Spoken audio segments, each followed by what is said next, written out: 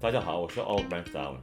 So if you're a regular follower of our channel, then you probably already noticed that we focus a lot on a low-carb diet. But low-carb diet is not only good for losing fat, it's actually also very important for your health. And that's because it keeps your insulin levels low. It has all to do with your hormones. Your hormones are chemical messengers that your body sends out to different parts of your body so that they can take a certain action. So if your body was like the military, for example, then the command sends the orders to each division to do something. That's the hormones. How many of us feel hungry when at the end of a working day, your colleague just mentions to you, let's go grab some food. You weren't hungry a second ago, but right after they mentioned that, you do feel hungry. That's because your colleague, when he mentioned going for some food, it triggered an image in your brain, which then sends a chemical signal to your body, telling your body to release ghrelin. That ghrelin then again reaches back to your brain, signaling that you're hungry. When you're eating, especially when there's protein or fat, that will trigger your fat cells to emit another hormone called leptin. And when it reaches your brain, it actually tells your brain to stop eating. This is the satiating hormone.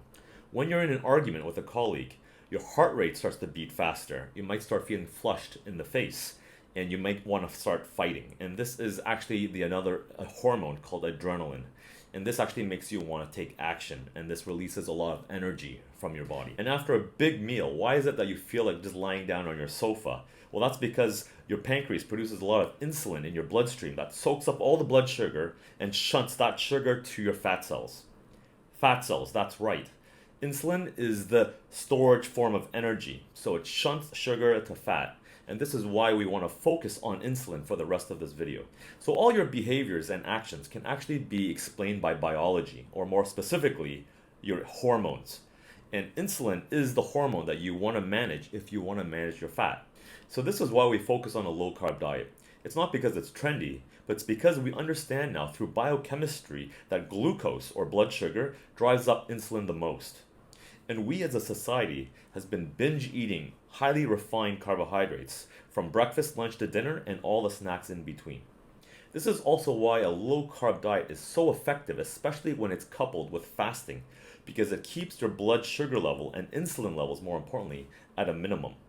Oh, and there's one more detail to remember that will hammer home this point, and that is when you're eating carbs, your insulin level is high. And so all the leptin that's being produced in your fat cells to tell your brain, which I was mentioning earlier, to tell you to stop eating, it actually gets blocked by the insulin. And so this is why you can easily overeat carbohydrates and never feel full. So if I've convinced you to try fasting or even just low carb, then there are some products that can actually give you energy to burn without spiking your insulin levels. Foods like avocados or nuts are actually really great natural sources of energy because it gives you fat for you to burn. That's it, guys. I hope you found that useful. And as always, please leave any questions or comments below, and I'll see you next time.